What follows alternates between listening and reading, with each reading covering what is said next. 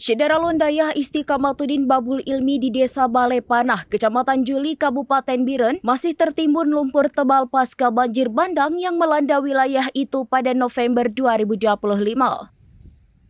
Berdasarkan pantauan pada Rabu 26 Februari 2026, satu unit bangunan Dayah bertingkat hanya lantai 2 yang dapat ditempati, sementara lantai dasar masih tertutup lumpur tebal. Beberapa bangunan lainnya juga masih dipenuhi lumpur, kecuali sejumlah bangunan di sebelah barat yang sudah dibersihkan. Desa Balai Panah menjadi salah satu wilayah dengan kerusakan terparah akibat banjir bandang tahun lalu. Bencana tersebut mengakibatkan 56 rumah hilang tersapu banjir, 9 rumah tertimbun longsor, dan 25 unit lainnya terancam longsor. Kecik Balai Panah Muntazar mengatakan beberapa waktu lalu alat berat sudah dikerahkan untuk mengangkat lumpur di Dayah tersebut. Beberapa waktu lalu alat berat sudah dikerahkan untuk mengangkat lumpur di Dayah tersebut, namun belum tuntas.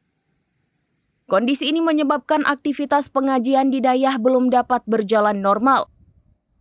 Selain Dayah, banjir juga merusak berbagai fasilitas umum dan usaha warga, termasuk usaha mebel dan berbagai bidang usaha lainnya.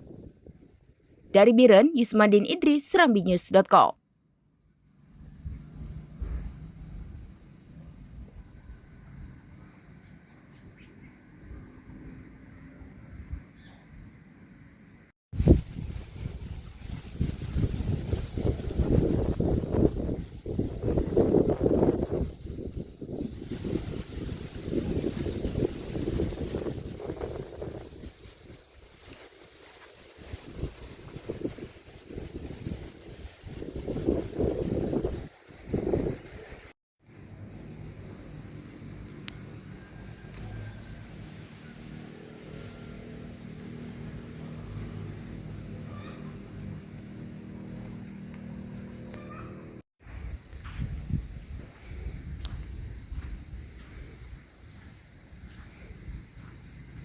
Download Tribun X sekarang, menghadirkan lokal menjadi Indonesia.